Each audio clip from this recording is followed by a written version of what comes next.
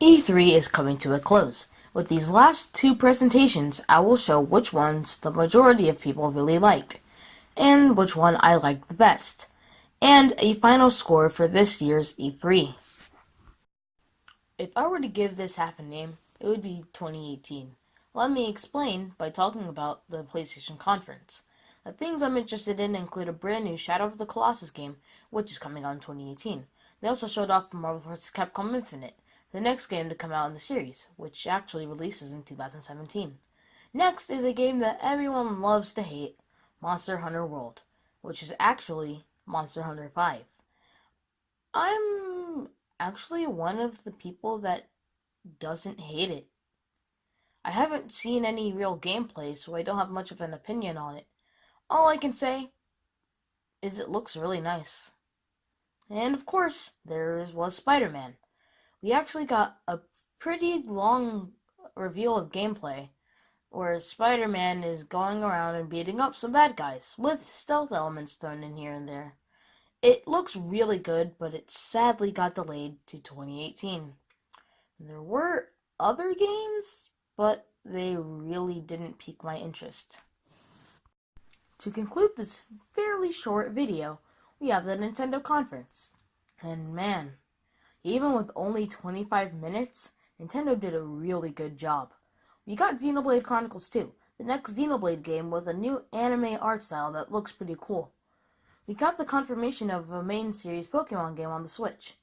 There was an announcement for Fire Emblem Warriors 2, which I honestly don't really care about because I already own Hyrule Warriors. We got a new Kirby game.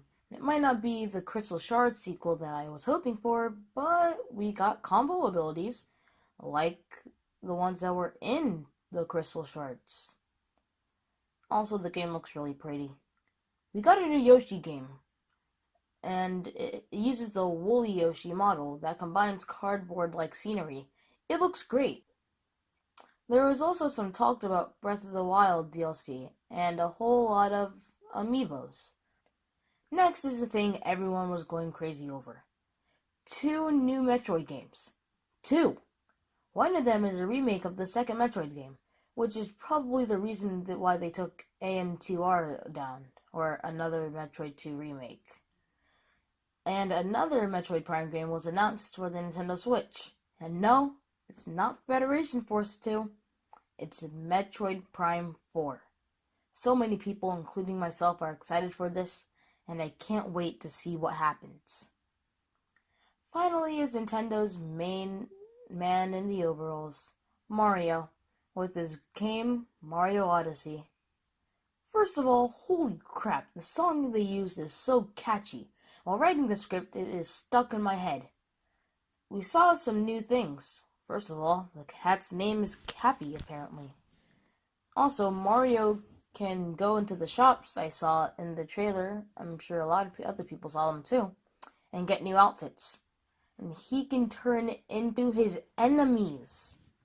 The game looks really cool, and it looks like Game of the Year material.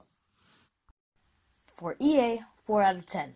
With the abundance of games I cared about, I wasn't that interested in EA's conference. For Xbox, 6 out of 10. I liked how they showed off a lot of cool games, but the main selling point was the Xbox One X, which doesn't interest me. Bethesda, 3 out of 10. There was really nothing that interested me at all. Ubisoft, 2 out of 10. The saving grace was Mario vs. Rabbids Kingdom Battle, since we have already received gameplay for Assassin's Creed Origins prior to this. For PlayStation, 6.5 out of 10. PlayStation showed off a lot of cool games, but they all seem to be coming out next year, which is kind of a little disappointing. For Nintendo, 8 out of 10. While they kind of did have the same problem, the games shown really hyped me up for the future of the Switch and other consoles. So that combined equals about a 5 out of 10, which sounds about right. The third-party conferences weren't really anything to talk about. The reason E3 was good this year was because of the big 3 companies. And that was my video. I will actually be making another video on Monday, so be tuned in for that. Thank you for watching.